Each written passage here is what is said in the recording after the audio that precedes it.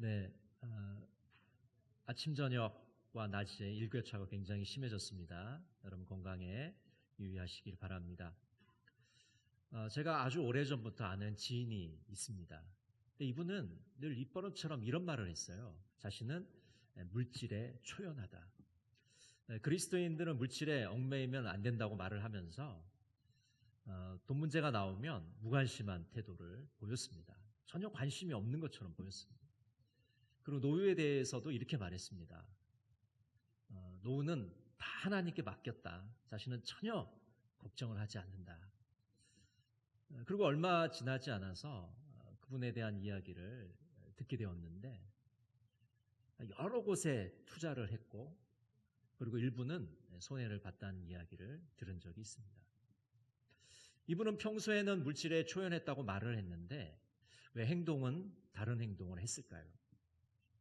아마 추측해 보건대 자신이 물질에 초연하다는 것을 다른 사람들에게 말해서 그것을 통해서 존경을 받고 싶어 했던 것 같습니다. 자신은 노후에 대해서 걱정을 안 한다고 말은 했지만 막상 그렇게 말하고 나니까 불안감이 몰려온 것 같아요. 그래서 급하게 또 투자를 하게 되었던 것 같습니다. 많은 그리스도인들이 물질에 대한 오해를 가지고 있습니다. 이런 오해들이죠. 성경은 돈 문제에 대해서 이야기하지 않는다. 돈에 대해서 침묵한다. 성경은 돈에 대해서 말하지 않는다. 돈 문제는 아주 개인적이고 사적인 영역이다. 돈에 대해서 언급하는 것은 세속화된 것이다. 과연 그럴까요? 이에 대해서 마틴 루터는 이렇게 말한 적이 있습니다. 지갑이 회개해야 진정한 회개이다. 루터는 왜 이렇게 말했을까요?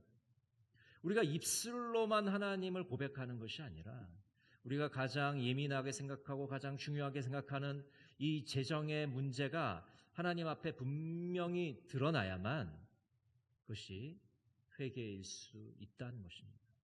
그래서 우리가 회개를 했다면 우리의 재정 문제도 물질에 대한 문제도 돈 문제도 그것이 바르게 드러나야만 회개가 된 것입니다. 우리의 재정이 쓰이는 곳에 우리의 마음이 있기 때문입니다. 찰스 라일은 이렇게 말합니다. 우리가 재물을 어떻게 사용하는가 하는 것은 우리가 실제로 어떤 사람인지를 보여준다. 우리가 가장 돈을 많이 쓰는 곳, 가장 중요하게 생각하는 그 지출이 바로 우리 자신을 보여준다고 말하고 있는 것이죠. 우리 그리스도인들은 성경대로 돈을 벌어야 되고 성경대로 돈을 써야 됩니다. 세상적인 방식으로 돈을 벌고 세상적인 가치관으로 돈을 쓰면서 내가 그리스도인이라고 생각해서는 안 됩니다. 그리스도인은 성경의 정신대로 재정을 사용하는 사람입니다. 교회에서는 교인 간의 돈 거래를 자중해야 됩니다. 교인 간의 돈 거래를 해서 잘된 것을 본 적이 없습니다. 항상 뒤탈이 나게 되어 있습니다. 개를 한다든지 또 다단계를 한다든지 아니면 자기의 사업장을 남에게 강요한다든지 이런 행위들이 결국은 교인들 사이에 불편함을 만들게 되고 교회를 분열시키는 겁니다. 제가 여러 곳에서 사역을 하면서 이런 부분들을 많이 이야기를 했는데요. 실제로 교인들은 별 관심이 없습니다. 자기 하고 싶은 대로 해요. 그리고 그 결과는 굉장히 많은 어려움들을 당하는 것을 제가 눈으로 똑똑히 보았습니다. 교인들 간에는 될 수 있으면 돈거래를 하지 않는 것이 좋습니다. 그렇다면 성경은 물질에 대해서 어떻게 말하고 있을까요? 돈에 대해서 오늘 두 가지 태도를 말합니다. 먼저 돈을 사랑하는 태도에 대해서 언급하고 있습니다. 우리 10절 말씀을 같이 한번 읽어볼까요? 돈을 사랑함이 일만 악의 뿌리가 되나니 이것을 탐내는 자들은 미혹을 받아 믿음에서 떠나 많은 근심으로써 자기를 찔렀도다. 여러분, 돈은요 중립적인 존재입니다. 돈은 선하지도 않고 악하지도 않아요. 그것을 사람이 어떻게 쓰느냐에 따라서 그 결과가 달라지는 것입니다. 예를 들어서 우리에게 칼이 있습니다. 이 칼이 주부가 주방에서 요리를 하면 식칼이 되는 것이죠. 그러나 이 칼이 강도의 손에 들려지게 되면 흉기가 되는 것입니다. 돈을 어떤 목적으로 어떤 과정을 통해서 어떻게 쓰느냐가 굉장히 중요한 것입니다. 성경은 돈에 대한 경계를 해주는 것이 아니라 돈에 대한 사랑, 돈에 대한 집착, 돈에 복종하는 것에 대해서 경고를 해주고 있습니다.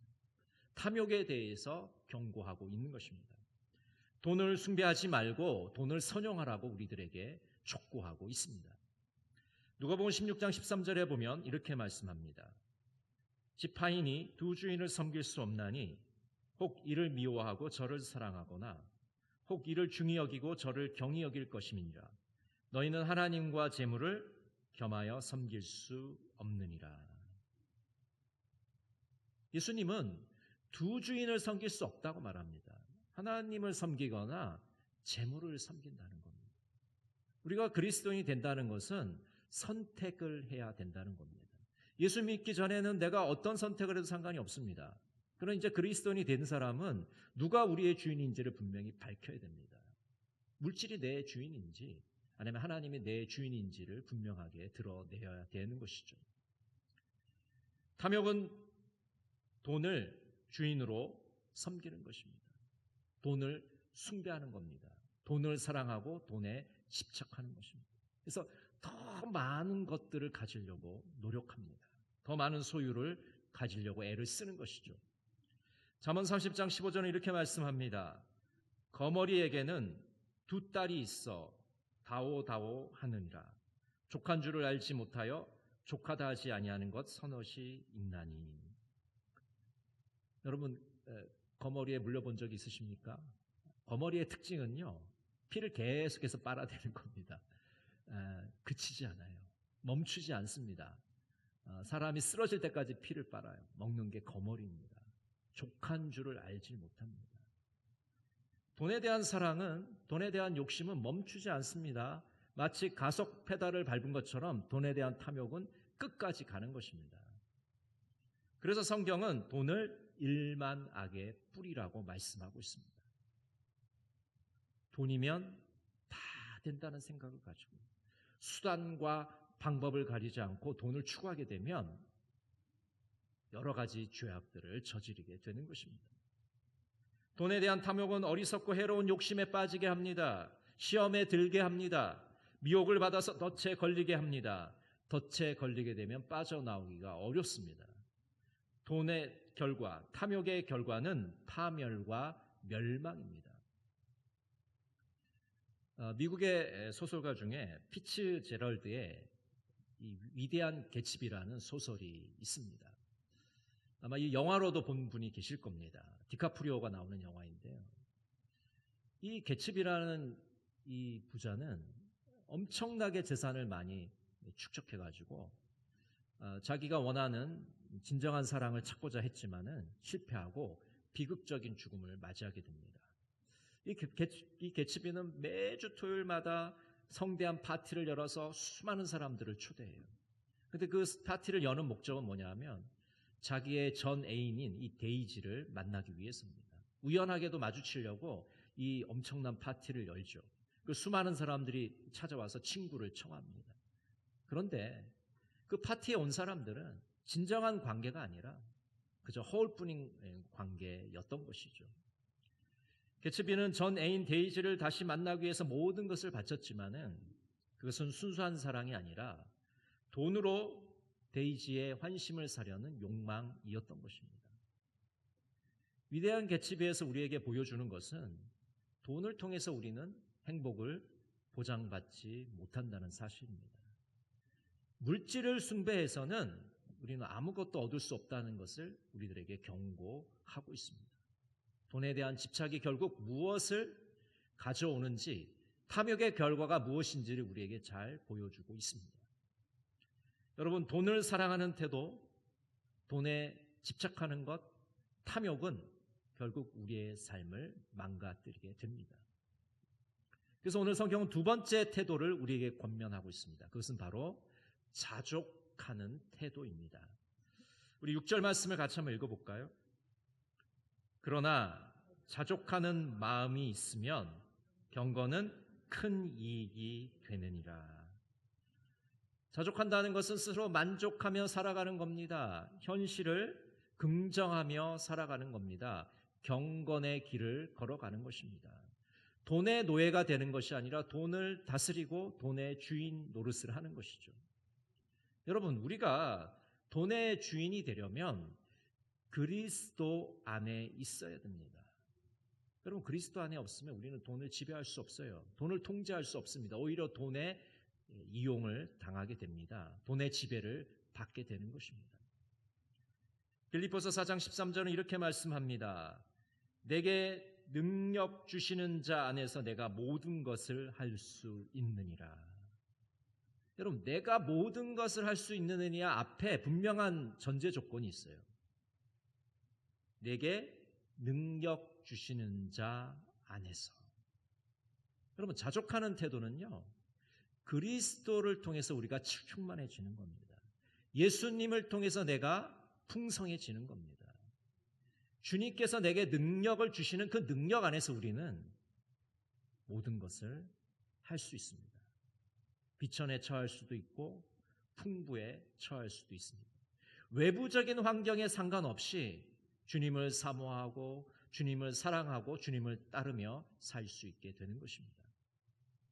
어떤 환경에서 우리는 그리스도로 만족할 수 있는 것입니다. 스페인어 경구 중에 이런 경구가 있습니다. 솔로 디오스 바스타. 이 말의 뜻은 하나님 한 분만으로 충분합니다. 만족합니다.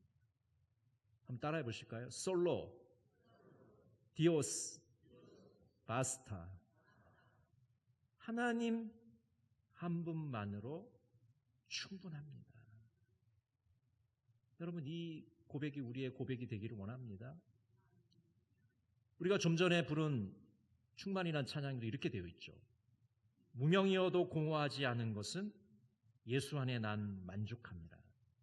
가난하여도 부족하지 않은 것은 예수 안에 오직 나는 부요합니다.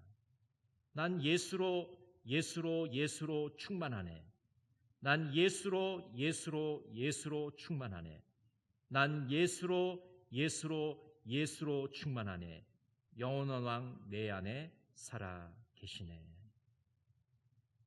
여러분, 지금 너무 공허하신 분들이 계세요? 저 너무 부족합니다. 너무 결핍합니다. 그렇게 느끼는 분들 계세요? 우리가 예수 안에 있으면 우리는 예수로 풍성할 수 있습니다. 예수로 충분합니다. 예수로 족함을 누릴 수 있는 것입니다. 미셀과는 이렇게 기도하고 있습니다. 주여, 당신 앞에 있기만 하면 그것으로 족합니다. 내 육신의 눈을 감고 내 마음의 눈도 감고 조용히 잠자코 나에게 자신을 드러내 보이신 당신께 나 자신을 드러내놓고 영원히 현존해 계시는 주님 앞에 있는 것만으로 족합니다. 당신으로 족합니다. 여러분, 주님 한 분만으로 충분하십니까? 예수님 한 분만으로 족하십니까?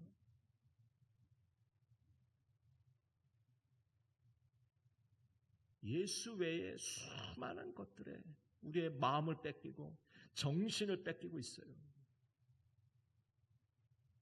우리 예수님 한 분만으로 충분하잖아요. 그런데 너무 많은 걸 요구해요. 너무 많은 걸 바랍니다. 그분 한 분만으로 충분한데도 불구하고 만족하지 못해요. 우리의 욕심이 주님에 대한 사랑을 쉽게 만듭니다. 주님을 온전히 바라보지 못하게 만들고 있습니다. 우리의 충만이신 주님은 우리에게 일용할 양식을 공급해 주고 계십니다. 우리 디모데전서 6장 8절을 같이 한번 읽어볼까요? 우리가 먹을 것과 입을 것이 있은즉 족한 줄로 알 것이니라. 여러분, 얼마나 우리는 의식주를 염려하고 걱정하며 살아갑니까? 매 순간이 그렇죠. 뭐 먹을까? 뭐 입을까?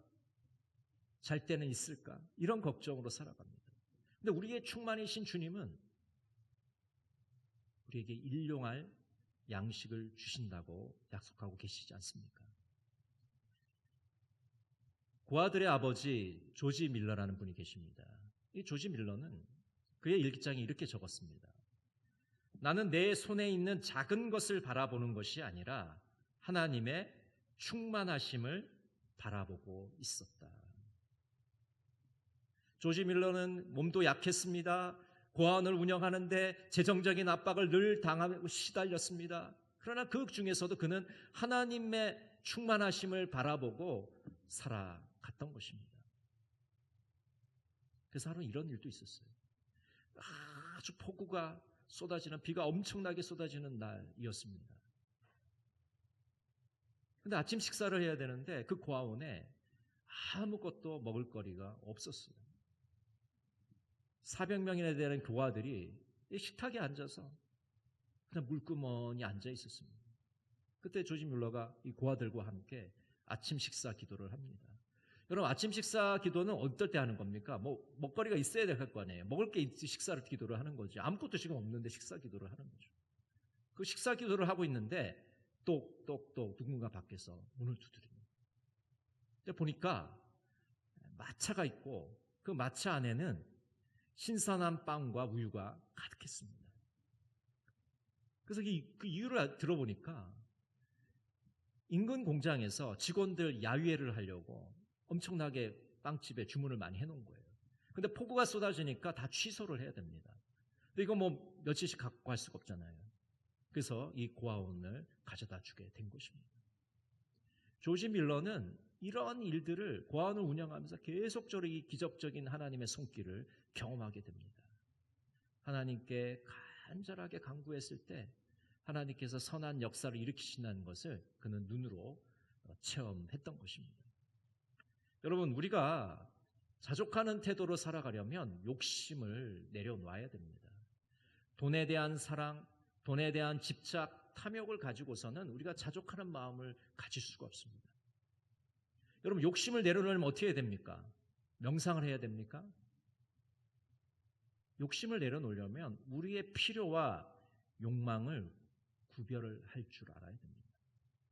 내게 필요한 것은 무엇이고 내가 지금 욕구하고 있는 것, 내가 욕망하고 갈망하고 있는 것, 내가 바라고 있는 건 뭔지를, 이 두 가지를 구별해야 됩니다. 아이들이 어렸을 때 이 장난감 코너를 지나게 되면 아이들이 그 장난감을 사달라고 막 조릅니다. 여러분, 대부분의 부모님들은 그냥 사줍니까? 그래, 네가 원하니까 다 사줄게, 그렇게 합니까? 그렇지 않아요. 부모님들은 만약 이제 아이가 장난감이 별로 없으면 사주기도 하겠지만은 대부분의 경우는 잘 사주지 않습니다. 왜 그러냐면 사달라고 하는 대로 다 사주면 아이의 버릇이 나빠지기 때문입니다. 어려서부터 필요한 것과 욕망을 구별하는 훈련을 시키는 겁니다. 그래서 본인이 하고 싶다고 해서, 본인이 사고 싶다고 해서 모든 걸 사주지 않아요. 필요한 것을 사주는 겁니다. 그래서 아이들에게 이렇게 묻죠. 너 이거 필요해? 필요하지 않으면 안 사줍니다. 이 성인들도 마찬가지입니다. 우리의 욕망을 내려놓고 욕망을 포기하고 이 탐욕을 내려놓기 위해서는 이게 필요한 건지, 이건 내가 지금 바라고 있는지를 구별할 줄 알아요. 그래서 필요한 것을 사야 되고 내가 원하고 갈망하는 것은 잠시 내려놔야 됩니다. 그렇지 않으면 우리의 욕심을 포기할 수가 없는 것이죠. 또 욕심을 내려놓으려면 소유와 만족을 구별해야 됩니다. 많이 가진다고 행복하거나 만족스럽지 않다는 것입니다. 이상하게도 많이 소유하면 소유할수록 더 많은 것을 가지려고 합니다. 더 목마름이 생기게 돼요. 여러분, 콜라를 마실 때 우리는 갈증을 해소하려고 콜라를 마시지만 이상하게도 콜라를 마시면 자꾸 땡겨요. 더 많이 먹게 됩니다. 우리의 욕심이 바로 그런 것입니다. 소유할수록 우리가 행복할 것 같지만 만족스럽지가 않은 겁니다. 그래서 소유와 만족을 구별해야 되는 것이죠. 그래서 우리가 몇 년 전에 그 행복의 정문과 뒷문에 대해서 이야기를 나누었었죠. 행복의 정문은 소유이지만 행복의 뒷문은 나눔이라고 말씀드렸습니다. 한번 따라해 보실까요? 행복의 정문은 소유이지만 행복의 뒷문은 나눔이다. 무슨 말입니까? 우리는 더 많이 가지면 행복할 줄 알고 더 많이 긁어 모으고 더 많이 벌려고 노력을 합니다. 근데 이상하게도 행복하지가 않는 거예요. 만족스럽지가 않은 거예요. 오히려 심지어 불행하기까지 합니다. 그런데 나눌 때 행복한 거예요. 나눌 때 내 안에 기쁨이 넘치는 것을 경험하게 되는 것입니다. 디모데전서 6장 17절 18절은 이렇게 말씀합니다. 내가 이 세대에서 부한 자들을 명하여 마음을 높이지 말고 정함이 없는 재물에 소망을 두지 말고 오직 우리에게 모든 것을 후히 주사 누리게 하신 하나님께 두며 선을 행하고 선한 사업을 많이 하고 나누어 주기를 좋아하며 너그러운 자가 되게 하라. 여러분, 나누게 되면은 인간적으로 생각하면 손해가 되는 거 아니겠습니까? 내 것이 줄어들게 되잖아요. 근데 이상하게도 내가 나누게 되면 하나님께서 채워주십니다. 하나님께서 풍성하게 해주는 역사를 우리가 경험하게 되는 것이죠. 조지 밀러 그래서 이렇게 말했습니다. 하나님은 우리의 소유를 나누는 것으로 우리를 판단하신다. 여러분, 하나님은 우리가 많이 가지고 있느냐 적게 가졌느냐로 판단하지 않으십니다. 내가 가진 것 나누어 주고 있니? 라고 물어보고 계시는 거예요. 고아의 아버지 조지 밀러도 없는 중에 아이들과 나누었습니다. 자신도 뭐 별로 없잖아요. 근데 그 아이들과 나눌 때 하나님은 기적적인 역사를 일으키신 겁니다. 마가복음 10장에 보면 부자 청년이 등장합니다. 이 부자 청년이 예수님께 이렇게 질문하죠. 예수님, 어떻게 하면 영생을 얻을 수 있습니까? 예수님이 이 부자 청년에게 대답해 주십니다. 어려서부터 이 십계명 지켰느냐? 근데 부자 청년이 얘기해요. 저는 어려서부터 이 십계명을 잘 지켰습니다. 얼마나 기특한 청년입니까? 어려서부터 십계명을 다 잘 지켰어요. 예수님이 이 청년이 너무 기특하지만 한 가지를 지적하시죠. 오히려 부족한 게 한 가지가 있다. 너의 재산을 다 팔아서 가난한 사람들 나눠주고 나를 따라와. 근데 이 청년은 재산이 너무 많았기 때문에 근신하며 예수님의 곁을 떠나게 됩니다. 이 청년에게는 재물이라는 것이 하나님 나라를 위해서 귀하게 사용되는 것이 아니라 예수님의 제자가 되는데 방해물이 된 것이죠. 그래서 결국 예수님의 뒤를 따르지 못하게 됩니다. 어떤 사람에게는 재물이 하나님 나라에 귀하게 쓰임받는 도구가 됩니다. 그런데 어떤 사람에게는 하나님의 뜻을 따라 사는데 방해물이 되는 것이죠. 주님께서는 우리에게 재물을 주신 것은 나 혼자 쓰라고 주신 것은 아닙니다. 이웃과 함께 나누라고 주신 것입니다.